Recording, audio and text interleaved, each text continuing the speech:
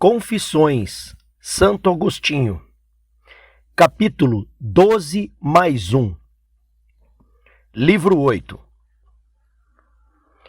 Que eu rememore, meu Deus, por uma ação de graças a Ti, e confesse Tuas misericórdias sobre mim. Que meus ossos sejam embebidos pelo Teu amor e digam: Senhor, quem é igual a Ti? Quebrastes minhas correntes, vou te oferecer um sacrifício de louvor. Vou contar como as quebrastes, e todos os que te adoram, ao ouvir, digam: Bendito seja o Senhor no céu e sobre a terra, grande e maravilhoso é seu nome. Tuas palavras penetraram minhas vísceras, e tu me cercavas por todos os lados. Tinha certeza de tua vida eterna, ainda que a visse em enigma, e como num espelho. Mesmo assim desaparecera de mim toda a dúvida sobre a substância incorruptível e que dela derivava toda a substância. Já não desejava ter maior certeza sobre ti, e sim permanecer mais firme em ti. Em minha vida temporal, porém, tudo vacilava, e o coração carecia de ser purificado do antigo fermento. Agradava-me o caminho, que é o próprio Salvador, mas ainda me importava atravessar. Me incomodava atravessar suas passagens estreitas. Porém, pusestes em minha mente, e pareceu bom aos meus olhos, que procurasse Simpliciano. Nota de rodapé. Simpliciano foi o instrutor de Ambrósio na época da sua consagração e seu sucessor no bispado de Milão, de 397 até a morte, conferir 400-1.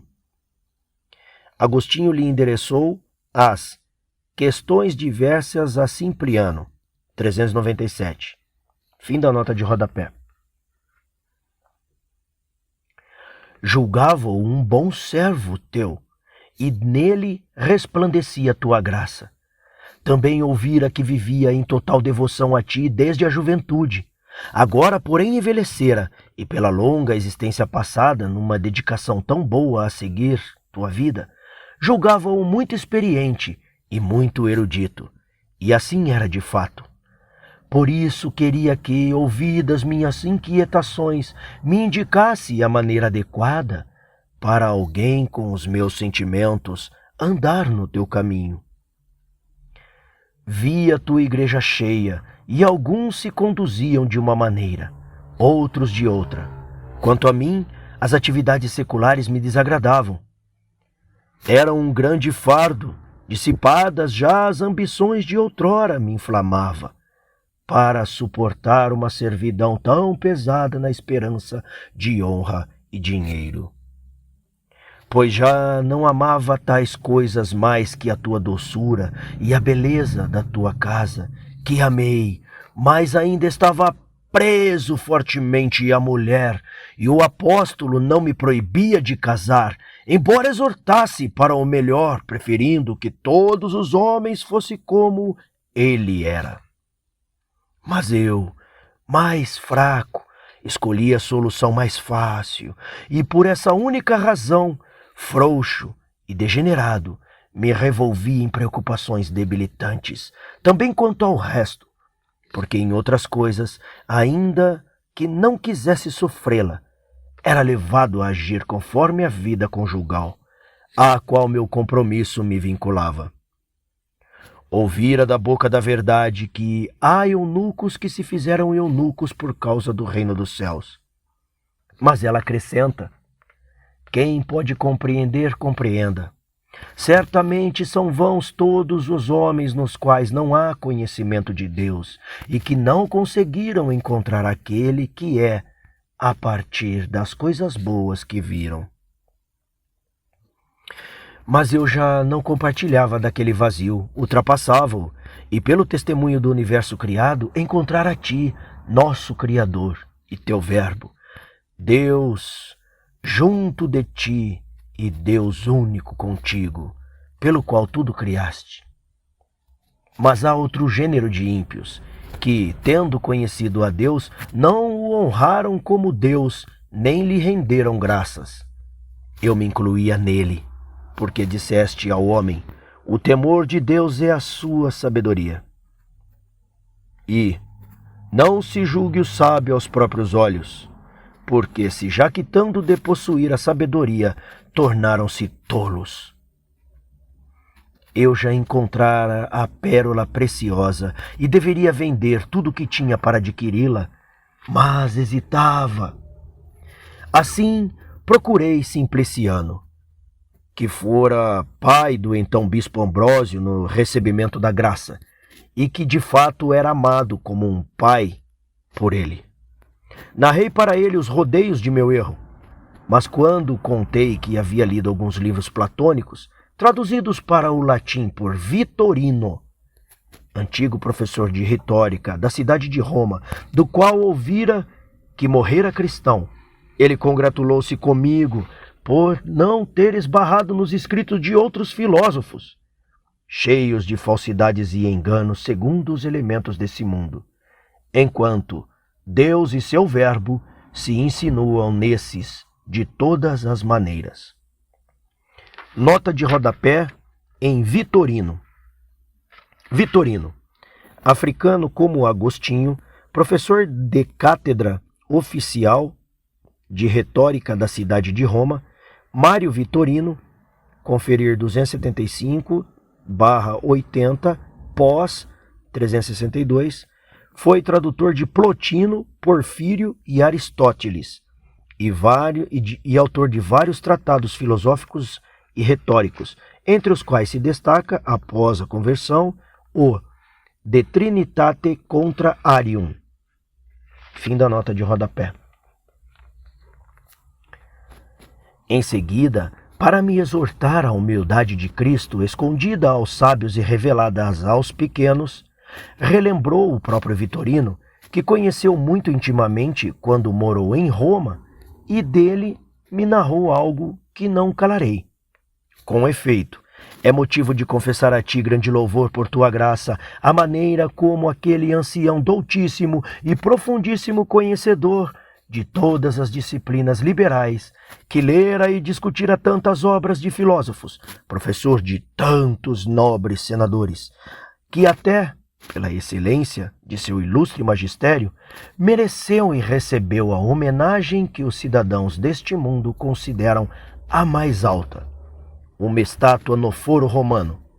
Aquele venerador até então de ídolos e partícipes de cerimônias sacrílegas, nas quais quase toda a nobreza romana daquele tempo respirava enfatuada a pelúcia do povo, e monstros e deuses de todos os gêneros, e Anubis que ladra, que uma vez pegaram em armas contra Netuno e Vênus e contra Minerva, e foram vencidos por Roma, que agora os suplicava.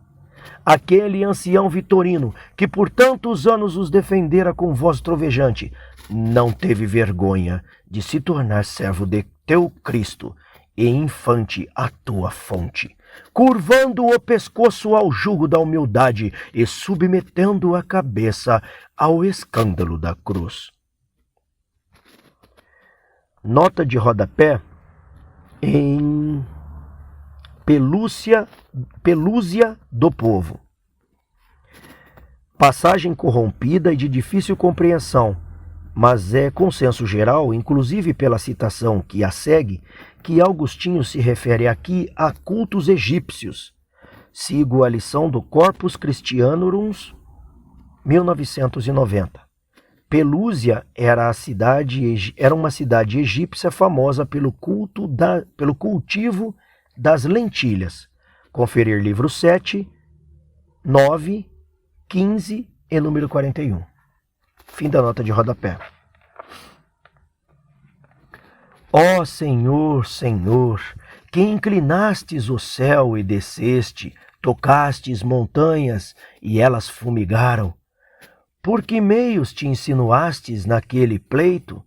Segundo Simpliano me contou, ele lia Sagradas Escrituras, estudava com maior atenção os escritos cristãos e dizia a Simpliano, não publicamente, mas de forma mais confidencial e íntima: saibai que já sou cristão.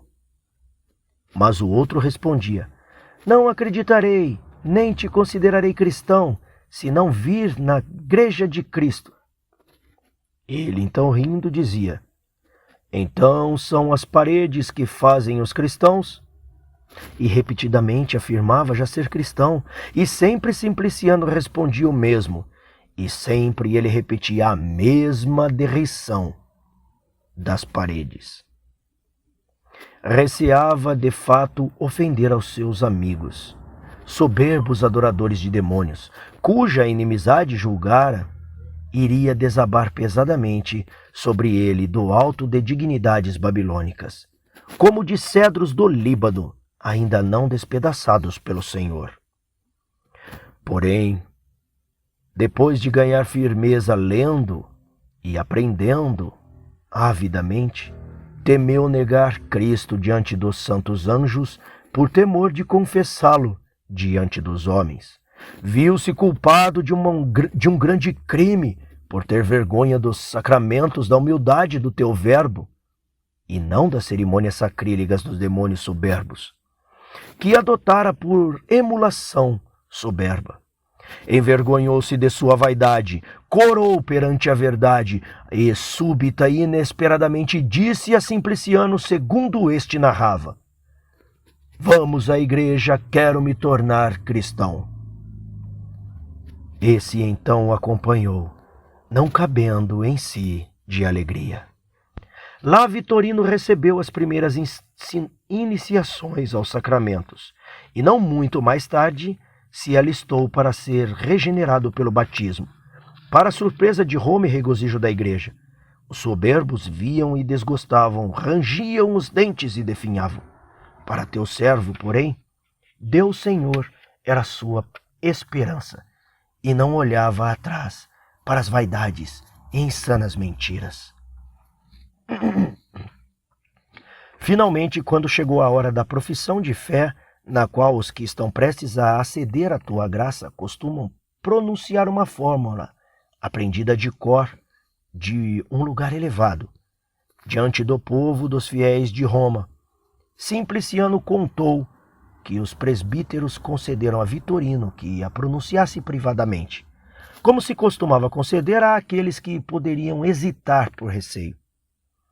Mas ele preferiu professar sua salvação na presença da Santa Assembleia, pois não era a salvação o que ensinava da cátedra de retórica, e todavia a professava publicamente. Qual menos, portanto, deveria ser intimidar, pronunciando tuas palavras para o teu manso rebanho, se não se intimidava pronunciando as suas para multidões de insensatos? Assim, ao subir ao lugar onde deveria declamar a fórmula, todos os que o reconheceram repetiram, um para o outro, seu nome num burburinho de congratulação. Mas quem não o conhecia, e na boca de todos, congratulando-se, correu um som abafado: Vitorino, Vitorino! De súbito, apenas ouviram, explodiram numa aclamação, mas logo se calaram atentos para ouvi-lo. Ele pronunciou um sincero ato de fé com magnífica confiança, e todos em seus corações queriam carregá-lo, e o carregaram pelo amor e pela alegria. Esses eram as mãos dos que os carregavam. Deus bom, o que se passa no homem para que se felicite mais da salvação de uma alma de que desesperava e que foi livrada de um perigo maior do que uma em que sempre teve esperança e que esteve num perigo menor? Até tu, Pai misericordioso, mais te alegra por um único penitente do que por 99 justos, que não precisam de penitência. E escutamos com grande prazer quando ouvimos que a ovelha que se perdeu é trazida de volta sobre os ombros exultantes do pastor. Em meio à felicidade compartilhada pelas vizinhas, da mulher que a reencontrou. E a alegria da festa em tua casa faz brotar as lágrimas, quando lemos em tua casa sobre o menor dos teus filhos, que estava morto e voltou a viver, perdera-se e foi encontrado. Certamente te alegras por nós e por teus anjos, santos pela santa caridade. Porque tu permaneces sempre igual, e as coisas que não permanecem sempre da mesma maneira, tu as conheces todas, sempre da mesma maneira. Mas então, o que se passa na alma, para que ela tenha maior prazer quando é reencontrado ou devolvido algo que ama, do que se o tivesse sempre à disposição? Comprovam-no de fato outros exemplos, e em todo lugar há testemunhas que proclamam: é assim. O comandante vitorioso é levado em triunfo, e não teria vencido se não houvesse luta. E quanto maior for o perigo da batalha, tanto maior é o tripúdio do triunfo. Tempestade sacode os navegantes e ameaça com naufrágio. Todos empalidecem na expectativa da morte. O céu e o mar se acalmam, e eles se alegram muito, porque temeram muito. Um ente querido está doente, e o pulso revela seu mal. Todos os que desejam sua saúde adoecem com ele na alma. Ele sara, e ainda não caminha com as forças de antigamente, mas já provoca uma felicidade maior do que antes, quando caminhava são e forte. E os próprios prazeres da vida humana, os homens os buscam não como acontecimentos inesperados e involuntários, mas por incômodos, que se procuram involuntariamente. O prazer de comer e beber é nulo, se não for precedido pelas moléstias da fome e da sede. Os beberrões se servem de comidas picantes, que proporcionem uma ardência fastidiosa, a qual, quando a bebida aplaca, gera o prazer. E o hábito estabelece que a esposa prometida, não esteja entregue imediatamente, para que o marido não a tenha em pouca conta, porque não a desejou por algum tempo, enquanto noivo. É assim nos prazeres vergonhosos e execráveis, assim naqueles que são tolerados e lícitos, é assim até na mais sincera e decorosa amizade, assim naquele que estava morto e voltou a viver, perdera-se e foi encontrado. Tanto maior é a felicidade, quanto maior a aflição que a precede. O que é isso? Senhor meu Deus, se tu és eterno, gozo para ti mesmo, e os que estão ao teu redor gozam de ti eternamente? O que faz que as coisas daqui alternem perdas e ganhos, ofensas e conciliações? Talvez essa seja a medida delas. E quanto deste a elas, dos céus mais altos até as últimas profundezas da terra, do início até o fim dos séculos, do anjo até o verme, do primeiro movimento até o último, todo o gênero de bens e todas as tuas justas obras, atribuindo a cada um seu lugar e conduzindo cada um a seu tempo? Ai de mim, como és alto nas alturas, e quão profundo nas profundezas! Nunca te ausentas, e nós mal conseguimos voltar a ti. Age, Senhor, faze, empurra-nos e chama-nos de volta, excita e agarra, queima e sê doce. E nós amemos, corramos. Por acaso muitos não retornam a ti do mais profundo inferno da cegueira, como Vitorino?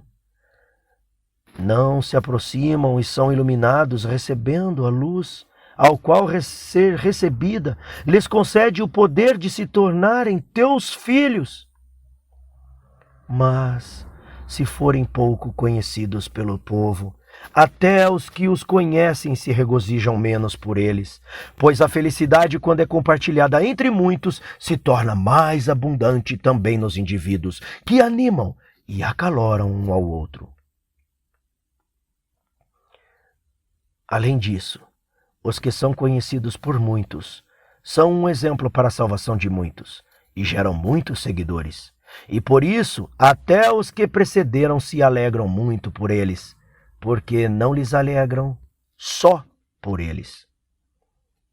Não que de fato os ricos sejam recebidos em teu tabernáculo antes dos pobres, ou os nobres antes dos sem nobreza, porque ao contrário, escolheste o que é franqueza no mundo para confundir o que é forte, e escolheste o que é vil e desprezado, e o que não é nada, como se fosse algo, para esvaziar o que é. No entanto, até o menor de teus apóstolos, pela língua do qual pronunciaste essas palavras, quando o procônsul Paulo, debelada a soberba, graças ao combate dele, tornou-se oficial do grande rei, sob o jugo suave de teu Cristo, até ele preferiu ser chamado de Paulo no lugar anterior de Saulo, por via de uma vitória tão marcante. Nota de rodapé em Grande Rei, Atos 13, 7 a 12. Tornou-se revolucionário provincial, effectus, do grande rei. O procônsul era representado pelo poder consular numa província. Daí a imagem de Agostinho, segundo a qual, ao se converter, o procônsul Sérgio Paulo se tornou representante de Deus. O combate a que o texto se refere é o desafio entre Paulo e o mago Bar Jesus, relatado no Atos dos Apóstolos. Fim da nota de rodapé. Nota de rodapé em vitória tão marcante. De fato, no Ato dos Apóstolos, Saulo passa a ser chamado Paulo a partir desse episódio, mas o texto não vincula explicitamente a mudança de nome à conversão do procônsul. Fim da nota de rodapé. Pois o inimigo é maiormente vencido naquele que mais domina e mediante o qual mais gente domina. E domina mais os soberbos pelo prestígio da nobreza e mais gente por meio deles pelo prestígio da autoridade. Portanto, tanto mais exuberante havia de ser a alegria de teus filhos, quanto mais refletissem sobre o coração de Vitorino, que o diabo ocupara como uma fortaleza inexpugnável, e sobre a língua de Vitorino, espada grande e afiada que matará muitos, porque nosso rei amarra um homem forte, e eles amarrara um homem forte, e eles viam seus pertences arrancados ao inimigo, tornaram-se vasos puros e adequados a te honrar, úteis ao Senhor e preparados para toda a boa obra. Quando o teu homem Simpliciano me narrou esses efeitos e feitos de Vitorino, ardi de desejo de imitá-lo.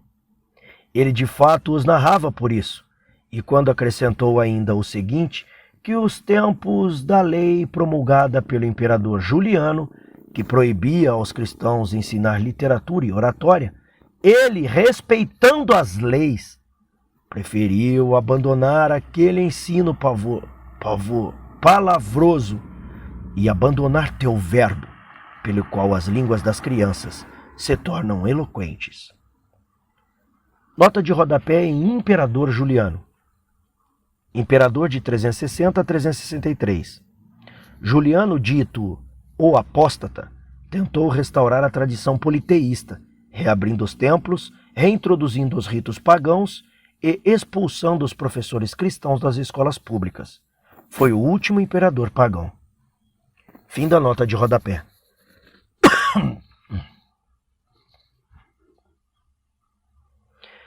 Eu ansiava por isso, atado não por grilhões exteriores, mas pelos grilhões de minha própria vontade. O inimigo dominava meu querer, dele fizera minha corrente e me prendera.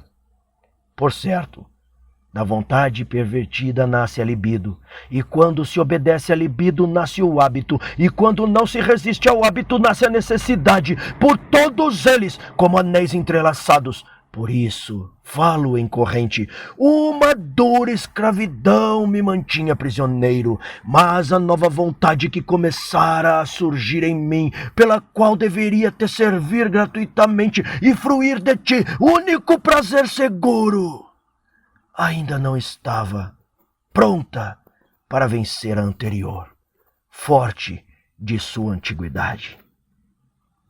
Por isso, duas vontades, uma velha, outra nova, uma carnal, outra espiritual, combatia em si e, divergindo, dilaceravam minha alma.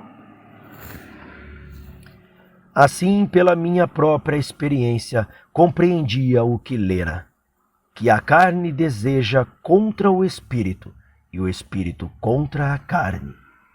Eu era em ambos os casos, mais eu, porém naquilo que aprovara em mim do que naquilo que em mim desaprovava. Nisto, com efeito, eu não era eu, porque em grande parte consentia contra a vontade ao que fazia voluntariamente. Contudo, eu era quem tornava o hábito mais resistente contra mim, buscando voluntariamente o que não queria buscar.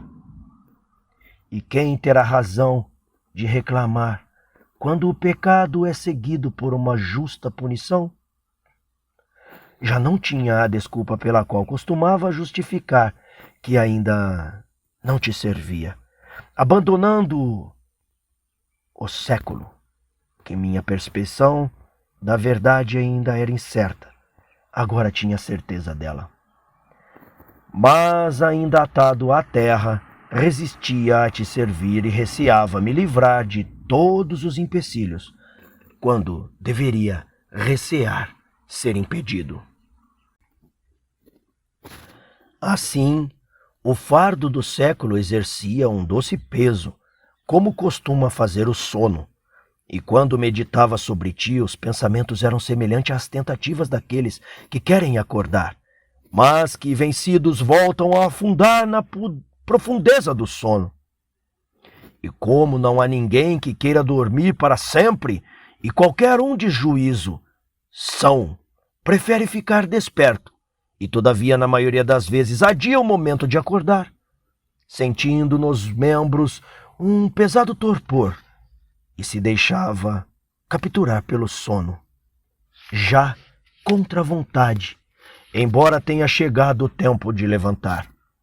Assim tinha por certo que teria sido melhor me dedicar à tua caridade do que ceder à minha concupiscência. Aquela aprazia e convencia. Esta, porém, seduzia e atava. Não tinha o que responder quando me dizias: ó, tu que dormes, desperta e levanta dentre os mortos, que Cristo te iluminará. E quando me demonstravas com todos os meios que dizias a verdade, eu, encurralado pela verdade, não tinha o que responder, e não ser estas palavras preguiçosas e sonolentas: logo, já já, espera um pouquinho. Mas o já já não tinha limite, e o espera um pouquinho ia longe. Em vão me comprazia na tua lei, segundo o homem interior, quando outra lei em meus membros combatia a lei de minha mente e me acorrentava à lei do pecado que existia em meus membros. E a lei do pecado é a violência do hábito, que arrasta e ata a alma, ainda que ela não queira e no que tanto mereça, porque se entregou a ela voluntariamente. Infeliz de mim, quem me libertará deste corpo de morte, senão tua graça por Jesus Cristo, nosso Senhor? Mas contarei como me subtraístes dos laços do desejo da cópula, que me aprisionavam apertadíssimos, e da escravidão das ocupações seculares, e confessarei o teu nome, Senhor, meu auxílio e meu redentor. Desempenhava as tarefas costumeiras com as angústias crescentes, e todo dia suspirava por ti, e frequentava a tua igreja sempre que sobrasse tempo, daqueles afazeres sob cujo peso gemia. Acompanhava-me Alípio, livre de funções jurídicas após ter sido assessor por 3 vezes, esperando para quem vender de novo os seus conselhos. Como eu vendia a habilidade de falar, se é que pode ser transmitida pelo ensino. Nebrídio aceitara por amizade conosco trabalhar com Verecôndio, cidadão de Milão e professor de gramática, caríssimo amigo de todos nós, o qual desejava muito e pleiteava, em nome de nossa amizade, que alguém do nosso grupo fosse seu assistente, coisa que necessitava muito. Nebrídio não foi levado a isso por cobiça de vantagens materiais. Poderia ganhar muito mais com a literatura se quisesse. Mas, amigo tão doce e meigo, sentiu-se obrigado por benevolência a não desdenhar um pedido nosso. Contudo, exercia aquela função com a maior cautela, evitando ser notado por seus superiores, segundo este mundo, e se furtando a motivos de inquietação com eles, porque queria manter livres a mente e quantas mais horas de folga pudesse, para pesquisar ou ler e ouvir questões relativas à sabedoria. Certo dia, então, não me lembro a razão de Nebrídio estar ausente. Veio nos visitar em casa, a mim e a Alípio, certo Ponticiano, concidadão nosso, porque africano como nós, que ocupava um cargo muito importante no palácio, não lembro o que queria de nós. Sentamo-nos juntos na mesa para conversar. Por acaso, sobre a mesa dos jogos que estavam diante de nós, um livro chamou a atenção. Pegou e abriu. Deparou-se muito inopinadamente com o apóstolo Paulo. Com efeito, esperava encontrar um daqueles livros em que me dispersava por causa da minha profissão. Então, olhando-me e sorrindo, manifestou uma grata surpresa por encontrar, por ocasião de uma visita inesperada, esses escritos, e só eles, ao alcance de meus olhos. De fato, era cristão e fiel, e se posternava a miúde diante de ti, nosso Deus, em frequentes e longas orações. Quando eu frisei que me debruçava naqueles escritos com maior dedicação, a conversa resvalou por iniciativa dele para o monge egípcio Antão, um dos nomes mais ilustres entre seus servos, mas desconhecido por nós até então. Ponticiano, quando percebeu isso, delongou-se em uma narrativa, apresentando a nós o que ignorávamos, um homem tão importante e admirando-se por nossa ignorância. De nossa parte, nos espantávamos de que maravilhas tuas, plenamente comprovadas, tivessem acontecido na fé verdadeira e na Igreja Católica num passado tão recente, quase na nossa época. Todos nós estávamos surpresos, nós por fatos tão grandes, ele porque nunca ouvíramos falar deles. Daí a conversa resvalou para as comunidades monásticas, as condutas de vida que carregam teu doce cheiro, e dos desertos fecundos dos ermitões, de que não tínhamos conhecimento. Havia um mosteiro repleto de bons irmãos fora dos muros de Milão, mantido por Ambrósio, e não sabíamos. Aquele homem continuava falando e nós calávamos atentos. E aí lhe ocorreu contar que, não sei em que época, mas certamente em Tevire, nota de rodapé. Na época, Tevire, hoje Trier, Alemanha, era uma das cidades sede do Império e capital da Gália. A aula palatina que abrigava o trono ainda é conservada. Fim da nota de rodapé. Certamente em Treviri, numa tarde em que o imperador estava presenciando os espetáculos do circo, ele e 3 colegas saíram para passear nos jardins contíguos às muralhas e ali, por acaso, separaram em duplas. Ele com um deles e os outros com 2 também se afastando juntos. Estes, vagueando, entraram em um casebre onde moravam uns servos teus, pobres em espírito, a quem pertence o reino dos céus, e lá encontraram um livro em que estava escrita a vida de Antão. Um deles começou a ler, admirou-se e inflamou-se, e lendo cogitou abraçar aquela vida e te servir, abandonando suas funções seculares, pois pertencia assim aos chamados inspetores imperiais. Nota de rodapé. Agentes in rebus. Agentes para assuntos especiais, inspetores administrativos, com funções também de polícia. Segundo alguns comentadores, este funcionário poderia ser Jerônimo, que abandonou a carreira administrativa na corte de Treviri para se dedicar à vida monástica. Ver Pierre Cortelli, Op. Cit. Páginas 175-87. Fim da nota de rodapé. Então, subitamente, repleto de amor sagrado e honesta vergonha, furioso consigo mesmo, fixou os olhos no amigo e disse: Dize-me, te peço, aonde queremos chegar com todos estes nossos afazeres? O que queremos? Por qual razão servimos? Poderíamos ter ambição maior no palácio do que a de sermos amigos do imperador? Mas há algo nisso que não seja frágil e cheio de perigos? E por quantos perigos passamos para chegar a esse perigo maior? E quando se dará o que ambicionamos?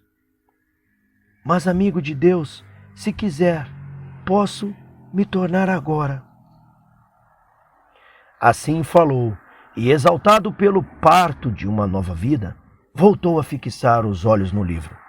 Lia e mudava por dentro, onde tu ouvias, e sua mente se despia do mundo, como logo se tornou aparente. Com efeito, tendo lido e mudado o curso de seu coração, estremeceu um pouco, reconheceu e recolheu, e escolheu o melhor.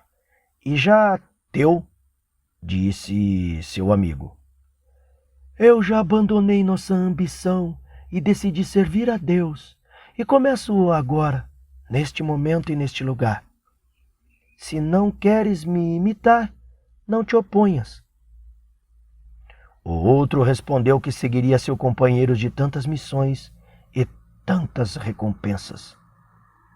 E ambos já ateus começavam a edificar a torre deles, assumindo as despesas e deixando tudo o que era seu e te seguir. Entretanto, o Ponticiano e o outro que passeava com ele em outra parte do jardim, procurando-os, chegaram àquele lugar e, ao encontrá-los, solicitaram que voltassem, porque o sol já estava declinando. Mas eles, exposta sua decisão e seu propósito, e como tal vontade tivesse surgido e se firmado, pediram que não se ofendessem, por se recusarem a acompanhá-los. Estes, mesmo sem mudar sua conduta de vida, choraram, segundo ele contou, congratulando-se piamente com eles, se recomendaram às suas orações e, arrastando seus corações pelo chão, voltaram ao palácio, enquanto aqueles, fixando o coração no céu, permaneceram no casebre. E ambos tinham noivas, que, ouvindo os acontecidos, também consagraram a ti sua virgindade. Isso narrava Ponticiano Mas tu, Senhor, durante as palavras dele, me reviravas para mim mesmo, arrancando-me de minhas costas, onde eu me colocara para não me enxergar, e colocava-me diante dos meus olhos, para que visse quanto era abjeto, deformado e sórdido, manchado e ulceroso. Via e me horrorizava, e não havia para onde fugir de mim mesmo. E se tentava desviar o olhar, Ponticiano continuava narrando o que narrava, e tu de novo me contrapunhas a mim mesmo e me empurravas para diante dos meus olhos, para que encontrasse minha iniquidade e a odiasse. Já a conhecia, mas a dissimulava, recalcava e esquecia. Naquele momento, porém, quanto mais ardentemente amava aqueles de quem ouvia, os sentimentos salutares, porque se deram inteiramente a ti para ser curados, com tão maior execração. Em comparação a eles, odiava a mim mesmo, porque muitos anos se passaram em mim, cerca de 12, desde que me apaixonara pelo estudo da sabedoria, lendo aos 19 anos o Hortênsios de Cícero. E ainda adiava o momento em que, desdenhando a felicidade terrena, estaria livre para procurá-la, apesar de não só o descumprimento dela, mas até sua simples busca ser preferível a grandes tesouros e ao governo dos povos, ou a prazeres corporais que cheguem de toda parte ao menor sinal. Mas eu, adolescente muito miserável, e ainda miserável na saída da adolescência, te pedi a castidade dizendo: concede-me a castidade e incontinência, mas não agora. Com efeito, receava que tu me atendestes logo, e logo me curasse da peste da concupiscência, que queria antes satisfeita que extinta, e ia pelos caminhos depravados de uma superstição sacrílega, porque não que estivesse certo dela, mas como se os preferisse a outros que não queria piamente, mas aos quais me opunha com hostilidade. E acreditava que adiava de dia em dia a decisão de seguir apenas a ti, menosprezando a esperança do século por não enxergar nada de seguro aonde dirigir meu caminho. Mas chegou o dia em que fiquei nu e minha consciência gritou contra mim: onde está tua língua? Não dizias que não querias jogar fora o fardo da vaidade por uma verdade incerta? Eis aqui a certeza, e aquele fardo ainda te oprime, e pessoas que não se esgotaram em pesquisas e não passaram 10 anos ou mais meditando sobre esses assuntos, ganham asas sobre ombros mais livres. Assim, eu me roía por dentro, e era violentamente perturbado por uma terrível vergonha enquanto o Ponticiano falava. Mas, terminada a conversa e resolvida a questão pela qual vinha, ele se foi e eu fiquei comigo mesmo. O que ele não disse contra mim? Com que chicotes de palavras não flagelei minha alma para que me seguisse na tentativa de ir atrás de ti? Mas ele resistia, recalcitrava sem se justificar. Todos os argumentos estavam esgotados e vencidos. Só lhe restava uma trepitação muda, mas ela tremia, como a morte se esquivar da correnteza do hábito que a leva à morte.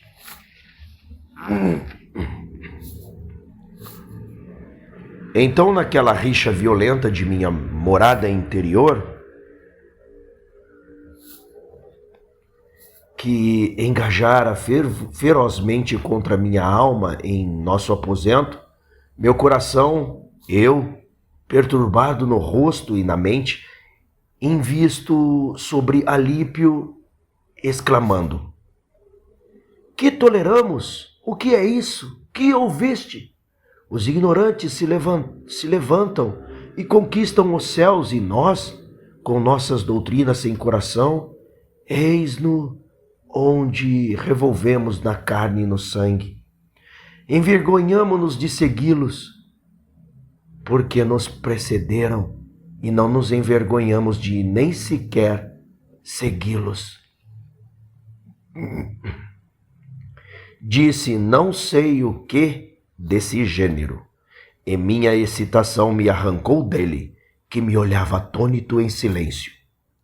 Nem minha voz, de fato, soava como de costume. Expressavam melhor meus pensamentos a testa, as bochechas, os olhos, a tez, o tom de voz do que as palavras que pronunciava. Havia um pequeno jardim na casa, que utilizávamos assim como o restante, pois o dono, nosso anfitrião, não morava conosco. O tumulto de meu peito me levou até lá, onde ninguém atrapalharia a luta impetuosa que eu engajara comigo mesmo, para o êxito que tu sabias, mas eu ainda não. Delirava para ser salvo e morria para viver, ciente de que era do mal, mas inconsciente de que logo seria do bem. Saía então para o jardim e Alípio, um passo atrás, sua presença não coibia a minha privacidade. Poderia ele me perguntar naquelas condições? Sentamo-nos o mais distante possível dos edifícios. Eu tremia no espírito, indignado por uma turbulentíssima indignação, por não ir voluntariamente e, de acordo contigo, para o lugar pelo qual todos os meus ossos clamavam e levantavam louvores ao céu. E não se vai ali por navios ou quadrigas ou a pé, como fui da casa até o lugar onde sentava. Por que não apenas ir, mas também chegar ali? Não era senão querer ir, mas querer com força e integralmente, em vez de revirar e jogar para cá e para lá. Uma vontade cindida ao meio, uma parte lutando para se levantar contra outra parte que cai. Eu, enfim, no afã dessa irresolução, executava em meu corpo muitos movimentos que os homens às vezes querem fazer e não podem, porque lhes faltam os membros correspondentes, ou estão amarrados, ou enfraquecidos por uma doença, ou são impedidos por qualquer maneira.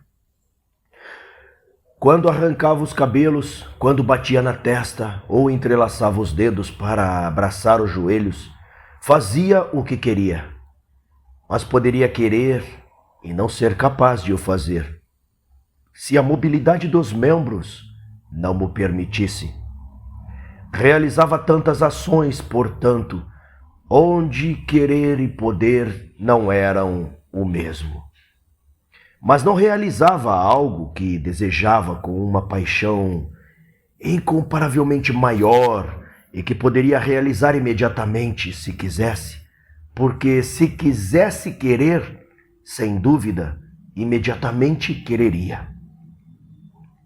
Pois nesse caso, vontade e execução seriam a mesma coisa, e o querer já seria fazer. E todavia isso não acontecia, e o corpo obedecia mais docilmente à menor vontade da alma, movendo os membros segundo as suas ordens, do que a própria alma obedecia a si mesma, cumprindo uma sua grande vontade por simples vontade. De onde esse prodígio e por que isso?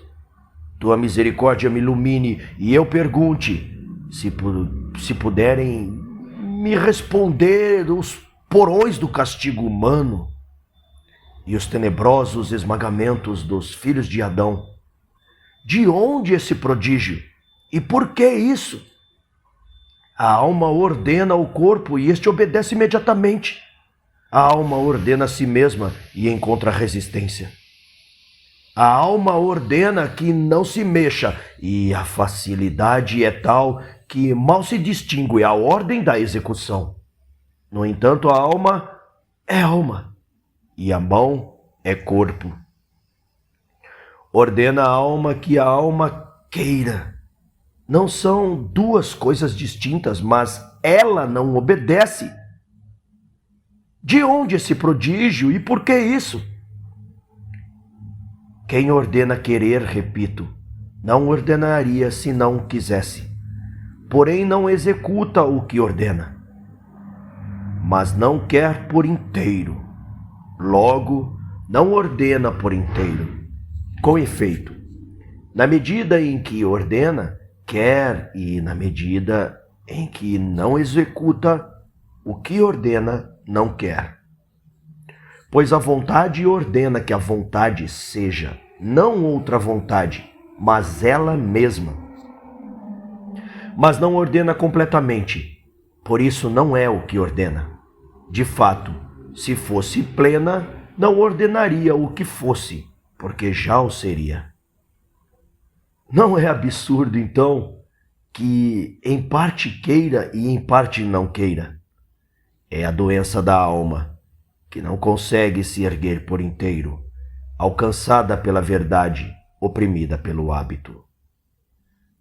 Por isso as vontades são duas, porque nenhuma delas é inteira, e o que está numa falta na outra.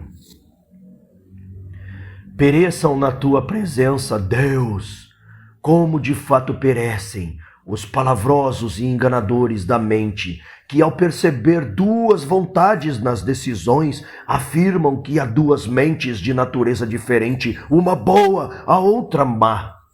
Mas, na verdade, eles é quem são maus, quando concebem estes pensamentos maus, e eles é que seriam bons, se concebessem pensamentos verdadeiros e consentissem à verdade, para que deles diga o apóstolo: outrora erais trevas, mas agora sois a luz no Senhor. Com efeito, agora querem ser luz não no Senhor, mas neles mesmos, julgando que a alma seja o que Deus é. E por isso se tornam trevas mais espessas, porque se afastaram mais longe de ti por terrível arrogância. De ti, verdadeira luz que ilumina todo homem, vindo para este mundo. Atentem no que dizem e se envergonhem, e dirijam-se a ele e serão iluminados, e o vulto deles não ficará envergonhado. Quando eu deliberava sobre começar já a servir o Senhor meu Deus, como me propusera havia muito tempo, era o que queria, e era eu que não queria. Era eu. Mas nem plenamente queria, nem plenamente não queria. Por isso lutava comigo mesmo e me dissociava de mim mesmo, mas essa dissociação, ainda que fosse contra a vontade, não revelava a existência de uma mente de outra natureza, e sim meu castigo. Já não era eu que a produzia, mas o pecado que habita em mim, por punição de um pecado mais livre, por ser eu um filho de Adão. Com efeito, se houvesse tantas naturezas quantas são as vontades que lutam entre si, então não seriam duas, mas muitas. Se alguém deliberasse entre ir a uma reunião deles ou ao teatro, exclamariam: Eis duas naturezas, uma boa que o traz aqui, outra má que o leva para lá. Senão de onde viria essa hesitação entre vontades opostas? Mas eu digo que são ambas más, tanto a que leva para eles, quanto a que o conduz ao teatro. Mas acreditam que a vontade que o leva à reunião deles seja boa. Mas então, se alguém dos nossos devesse escolher entre duas vontades conflitantes entre si, e hesitasse entre ir ao teatro ou à nossa igreja, eles não hesitariam também sobre o que responder? Pois ou confessariam o que não querem, que uma vontade boa o leva para a nossa igreja, como de fato leva aqueles que são imbuídos de seus sacramentos e nele se mantêm, ou julgariam que duas naturezas e duas mentes, mas estão em conflito num mesmo homem. E não será verdade o que costumam dizer, que uma é boa e outra é má. Ou então se converteriam à verdade e não negariam que, segundo alguém delibera, uma única alma é perturbada por vontades diferentes. Portanto, não digam eles que enxergam duas vontades, se enfrentando num único homem. Duas mentes contrárias em luta, feitas de substâncias contrárias e a partir de princípios contrários, uma boa e outra má. Pois tu, Deus voraz, os contrarias, refutas e desmentes no caso das duas vontades ambas más, como quando alguém pondera matar um homem com um veneno ou com uma arma, furtar este ou aquele bem alheio, se não pode apossar-se de ambos, adquirir prazeres por luxúria ou guardar dinheiro por avareza, ir ao circo ou ao teatro, quando ambos oferecem espetáculos no mesmo dia. Acrescento ainda uma terceira opção: ir roubar na casa alheia, apresentando-se a ocasião. E uma quarta: cometer adultério, se a possibilidade se oferecer ao mesmo tempo. Se todas essas opções coincidirem num mesmo intervalo de tempo e forem todas igualmente desejadas, e não for possível realizá-las simultaneamente, elas dilaceram a alma por 4 vontades conflitantes entre si, ou até mais, em tanta abundância de coisas desejáveis, e, no entanto, eles não costumam afirmar que haja tal multidão de substâncias distintas. Acontece o mesmo com as vontades boas. Com efeito, pergunto-lhes se não é um bem apreciar a leitura do apóstolo, se não é outro bem apreciar a leitura, a austera melodia de um salmo, e outro bem expor o evangelho. Responderão a cada vez: é um bem. Mas então, se todas essas opções agradam ao mesmo tempo o coração de um homem, não estaria distendido entre diferentes vontades ao deliberar o que escolher como prioridade? São todos bem e disputam entre eles, até que seja escolhido um, pelo qual se tornará uma vontade que se dividia entre muitas. Assim também, quando a eternidade nos apraz lá de cima e a volúpia dos bens temporais nos retém aqui embaixo, é a mesma alma que não quer nem isso nem aquilo com a vontade inteira. E por isso se dilacera num grave tormento, porque aquilo que prefere como verdade não o realiza como costume.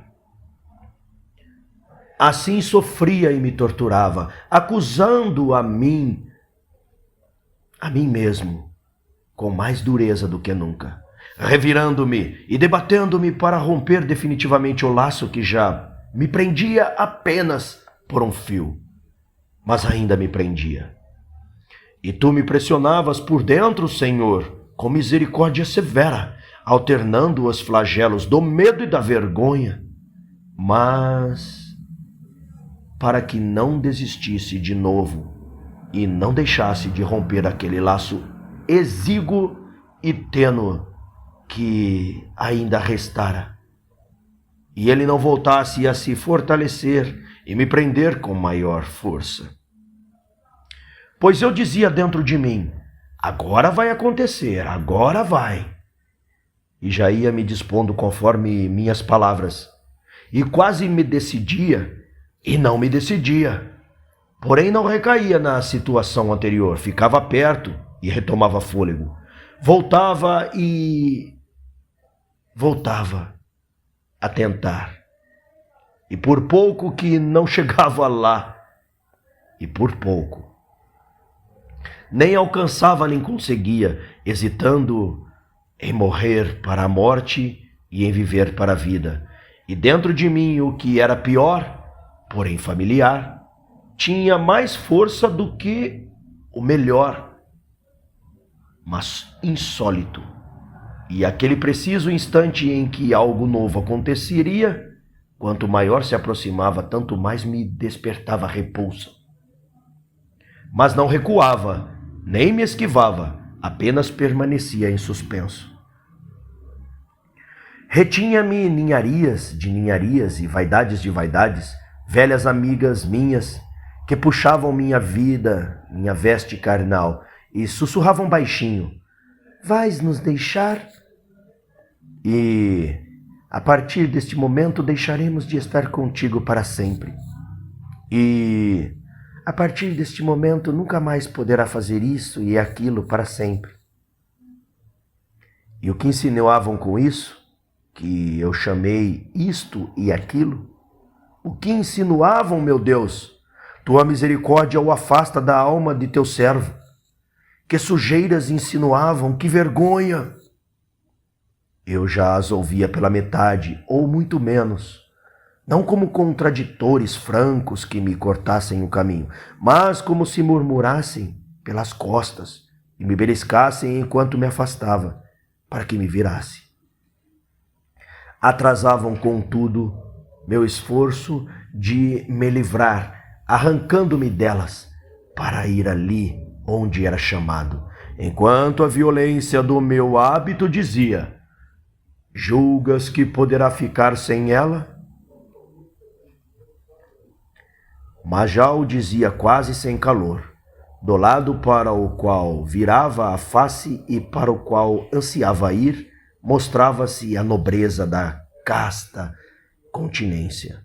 Serena, sorrindo-me sem abandono, afagando-me com decência, para que viesse sem hesitar, e estendia para me acolher e abraçar suas santas mãos cheias de multidões de bons exemplos. Quanto rapazes e moças ali, muita juventude e gente de todas as idades, viúvas severas e virgens anciãs, e em todos eles a mesma continência, não certamente estéril, mas mãe fecunda dos filhos dos prazeres, que lhe vem de ti, Senhor, seu marido. E me sorria com um sorriso de incitamento, como se dissesse: tu não podes, como estes, como estas. Porventura estes e essas podem, graças a si mesmo, e não graças ao Senhor teu Deus? Deus, Senhor meu Deus, a eles deu. Por que permaneces em ti mesmo, onde não há permanência? Atira-te nele, não tenhas medo, não se esquivará, para que tu caias. Atira-te nele com confiança, e te receberá e curará. Mas eu tinha muita vergonha, porque ainda ouvia murmúrios daquelas ninharias, e ficava em suspenso, titubeando.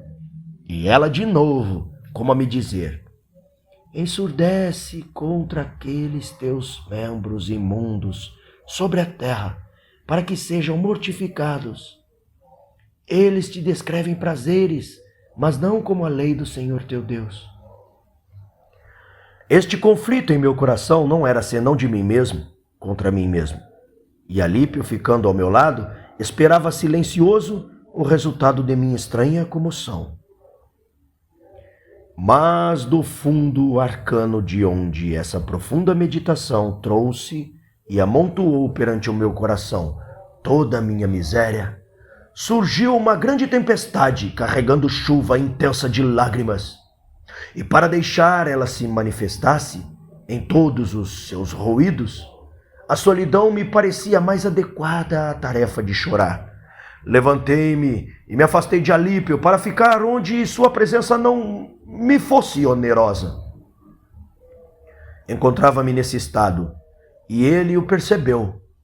Com efeito, acho que dissera algo em que o som da minha voz já parecia grávido de choro, e então me levantei.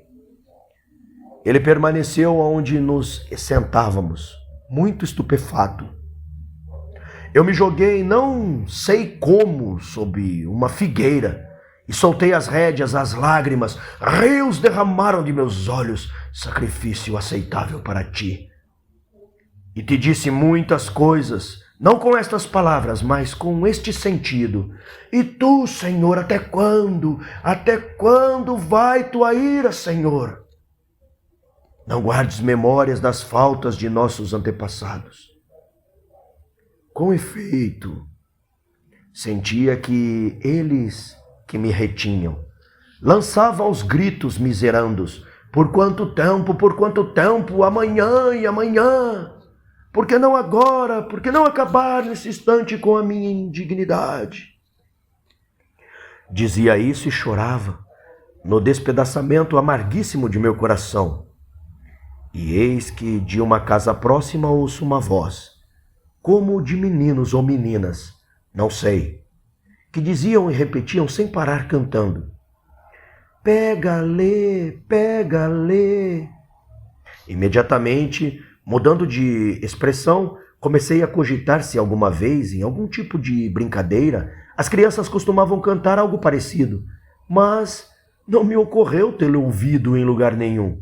Então, reprimido o impulso das lágrimas, me levantei, julgando que não podia interpretar aquela ordem divina de outra maneira, senão abrindo o livro e lendo o primeiro versículo que encontrasse.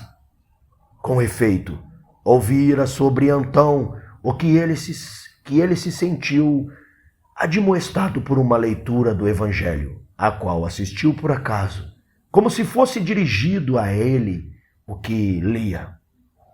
Vai, vende os teus bens e dá-los aos pobres, e terás um tesouro no céu. Depois vem e segue-me. E por tal oráculo foi imediatamente reconduzido a ti.